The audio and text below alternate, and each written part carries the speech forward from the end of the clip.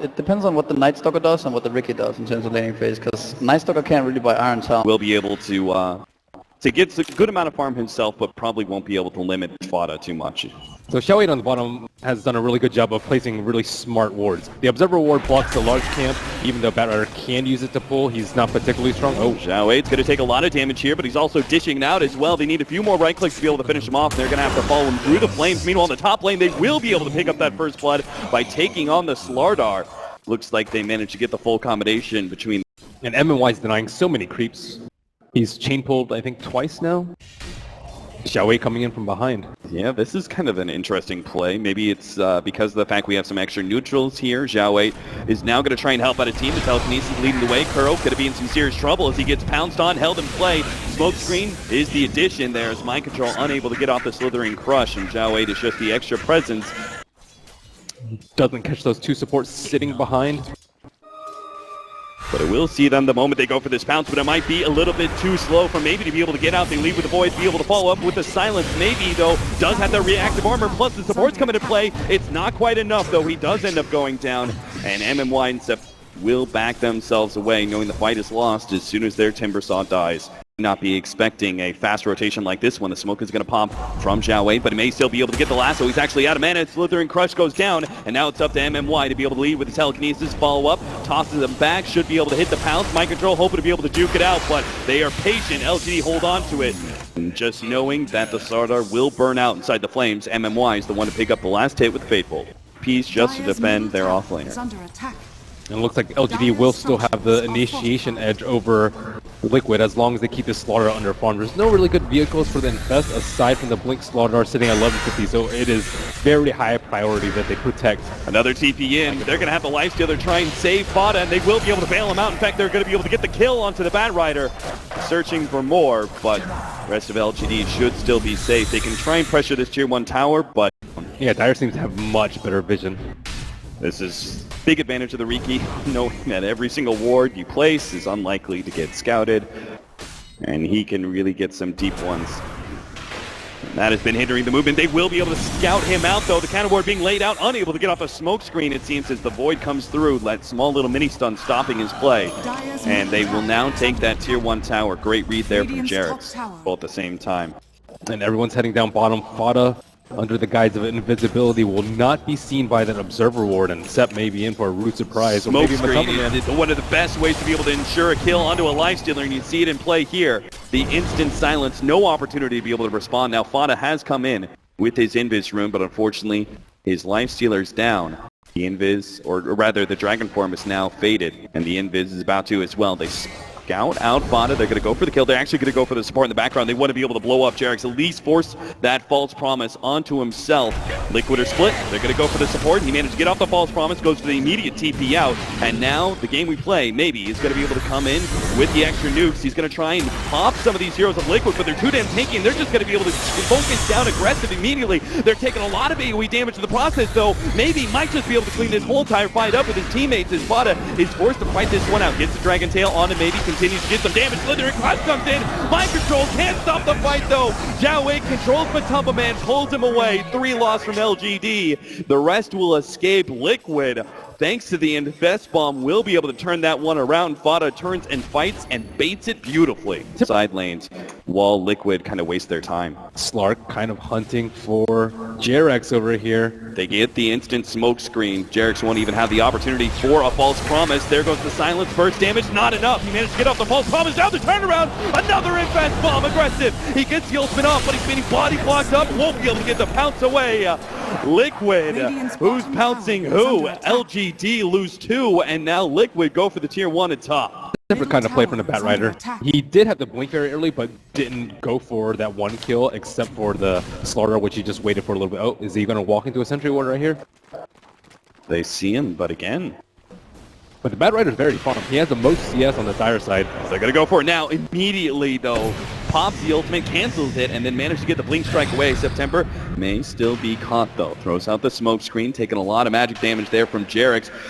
just needs a little bit more. The heals are going to come through, though. Kuro actually pops the void, but now we have all the Purifying Flames heal coming into play. Aggressive, though, has been scared away by the rest of Liquid. Now they have the initiation, but the Bat Rider gets popped. Couldn't even pull Matumba Man. Maybe he's going to be up next. The Chakram not doing enough work, or maybe he does. He gets the Night Stalker, turns it around, gets it too. Can he get away, though? Fada just one-shots him with a Shadow Blade amplified damage. The physical damage manages to rip the Timber Saw asunder, and now they're going to be able to get more. September not able to make it out. They get the Courier and the Little Dog too. Riki goes down 2 for 3 to the favor of Liquid. So with that, Firefly on cooldown, they're going to try and sneak in a Roshan here. This is rather risky. Firefly is about to come back up. Way to use Scan, they saw Shout 8 and Rubik. Well now, whoa, that is actually one hell of a flame break and push Matumba Man up onto the cliff. They're now trying to heal him up. He's going to rage TP out, but this is an opportunity for a jump. They will immediately false promise as he gets brought down to earth, but can they actually finish him off? The jump in there, Mind Control trying to create some space. Matumba Man is healing himself up, but Mind Control's now going to be caught underneath the smoke screen. They try and get the silence out, but Aggressive gets off the Dark Pact as well as his ultimate starts going to town. Already taking out the Life Stealer, goes for Fada next. TP away, not in time, and oh my god! Blink in from Mind Control, he instantly disappears like a magician. 3 down, LGD go for the 4th in Kuro. That's gonna be full 5-man wipe just like that. The Roshan, not the play it seems for Liquid as they give up their advantage they had built. 5 heroes down, a Roshan dead, and Aegis going the way of LGD. Manages to get off that Fortune's End, but it doesn't really matter. The Bloodstone Suicide. And now they're going to be able to grab Jerix, it seems. False Promise goes for maybe a TP out. He's held in by the smoke screen, slowed down enough that the rest of the LGD will start coming through. Maybe makes his big entrance as he comes back into play, hoping to be able to refresh those Bloodstone charges on Jerix, and Kuro, as he runs on through, is going to give another one to maybe. And just sticking around there way too long. They desperately want to hold on to their T1 tower, but they just do not have the firepower at this point, and they needed their side lanes pushed out. Courier picked off. Matumba Man is going to be caught as well. Zhao Wei is able to get the lasso. His rage is going to wear out. And as soon as that's done, nice slithering crush, but the telekinesis there, keeping Matumba Man in place. LGD, you give them one opening, and they seem to make you pay so damn badly. Chip can join them if he wants to with the Silver Edge. They have a small window until nighttime's up, just 15 seconds. I don't think Liquid can wait that long, though. Liquid's going to stay on the high ground here, but the whole wraparound from LGD may be able to catch them out. They're going to make the initiation. Pop MMY immediately. No play from him here in this fight, but they already get off the false promise as well, stopping that lasso. They kill the Oracle, but is it going to be worth it? It's now the 3 cores of Liquid still looking healthy. They turn on to Aggressive, hoping to be able to force out that Aegis. Instead, they realize, let's just kill maybe with the amplified damage on him instead. That's going to be the play. Riki jumps over to the Slark, hoping to be able to make this great escape here, but they're focusing on Aggressive, and they're taking him out too. They manage to find Sepp as he moves to the left-hand side, but Mind Control knows better. They get him, keep the gem in play, and take away the gem of LGD as well. Lines do so. Because both teams trying to eliminate the support disparity early on in the fight. Right. If Rubik dies, LGD will lose the fight. If Oracle dies before False Promise, they jump in immediately with the Silver Edge. They might be able to pop Fada before they actually have Jerix be able to get the false promise. Save Fada a little bit more time, and he got it. Just in time, BKB goes off. They now fight away. Fada knows he's definitely dead once this is done for, so he's just going to try and get as much damage on his Slark as possible, and it might just be enough. It is indeed a 3-man crush from Mind Control. Keep on going. They look for more, but LGD get the last 2 out. It doesn't matter, though. Liquid have won the fight, and they're going to be able to take tier 2. And looks like Aggressive going for a solo kill. Doesn't know if any of those gem bears are behind him. So dangerous. He really thinks he can just get Jerix alone. Well, he might just be able to lead with the pounce.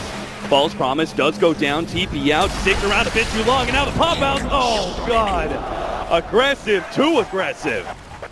To come out in a bad spot and for those supports to be very vulnerable, but their information. 10 seconds until nighttime. If you're going to try and take this fight, you got to take it now.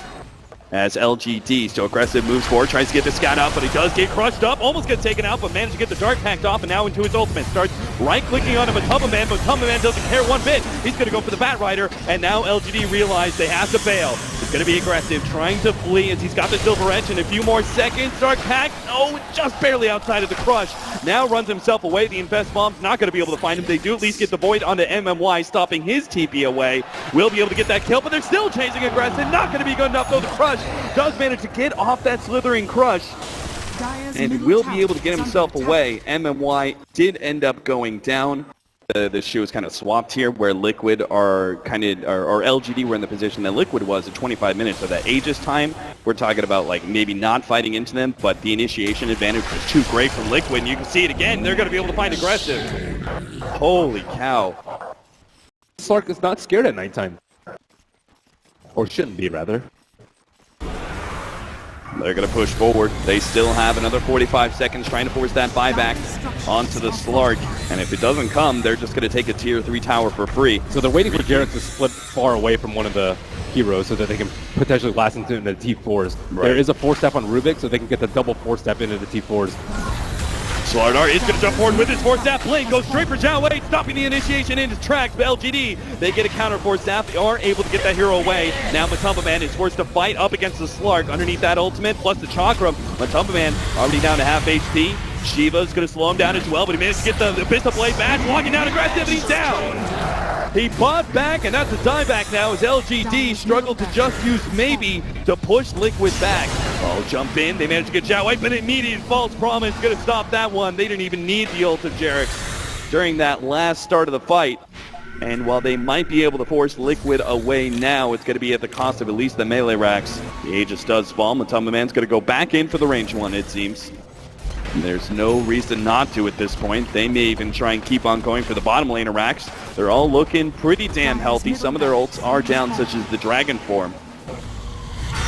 But Matumba Man, he's okay with sitting on the front lines. Managed to get the bash onto maybe. Follow-up Slithering Crush. Another bash in play, but the 4-staffs are saving grace here for maybe. Now they can turn on to Kuro. Another 4-staff play, this time from Liquid. Gets Kuro out of the danger zone. Infest up. Zhao Wei blinks forward with his BKB activated. Managed to get the Infest. Jump onto September. Will be able to almost pop him as the Cloak and Dagger managed to get him away with Blink Strike, but Zhao Wei's not quite as lucky. Gem on the deck. Maybe trying to get run away through the trees. Matumba Man keeps him locked on. They take the tier 3 tower at bottom. Vada focusing on objectives. Matumba Man, meanwhile, the big meat shield on the front lines that maybe just can't seem to beat on through. Vada now healthy enough, jumps himself forward, doesn't go for the Dragon Tail just yet. And now they want to back themselves away. Maybe jumps forward, tries to go for Jarex. False promise used there. It's Dragon Tail, cancels Maybe's push forward. Jarex going to try and get the TP out. Vada will do something similar here to see whether or not Jarex doesn't even get popped inside the fountain. Gets the full heal and a clean escape there from Liquid. For LGD. Which is why LGD are just trying to stall for time with Slark pushing out the top lane, but Liquid not going to give it to him here. They just entry in through the bottom lane, go for the melee racks. Trying to get some chakra damage out, plus the Shivas, slowing down the damage of the Dragonite, but as you mentioned, that heart, it's fine. He sits out of the fight, a couple of seconds, starts healing back up to full, dodging the chakram and eating away at the melee rack step. Tries to slow him down there with the smoke cloud, but it's not going to mean much. They really need a harder initiation. Now maybe he's going to be caught in the Dragon's Tail, and Mind Control doesn't even go for him. He goes to the back line, stopping Zhao Wei. Now the buyback. And Liquid immediately managed to get out there. They get the Infest back into the Slardar. They're going to turn, try and kill Zhao Wei again underneath that one. Oh my goodness, he thought he could lasso away. The fight continues. Aggressive, actually getting a lot of damage now. Onto Fada with the amplified damage stolen away by MMY. Useful, but not useful enough, it seems. 80 seconds down, and LGD call it just like that. Liquid on a tear through the lower bracket. Haven't dropped a game yet since they're knocked down by MVP. And they were supposed to be facing the tougher team as LGD had just beat MVP too, but it seems like they've really hit their stride now, dominating LGD even after a tough break around the Roshan pit. Moo mentioned Lifestealer's ridiculous win rate coming into this game. They seem to have a